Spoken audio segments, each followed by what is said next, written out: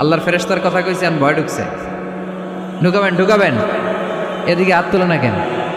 আছে, মাশাআল্লাহ, হাত নামান। আল্লাহ তুমি সব ভাইদেরকে কবুল করো। আমরা যেন মোবাইলে হিন্দি সিরিয়াল না দেখি, আমরা যেন ড্যান্স না দেখি, উলঙ্গ নৃত্য যেন না দেখি, আমরা যেন এই মোবাইলে কোরআন পড়ি, আমরা কান দিয়ে যা শুনবো তাতে যেন সওয়াব হয়, আমরা চোখ দিয়ে যা দেখবো তাতে যেন সওয়াব হয়, ঠিক কি না? তাহলে আমরা যে কিতাবটারে সঙ্গী বানাবো, কিতাবটার নাম সবাই বলেন।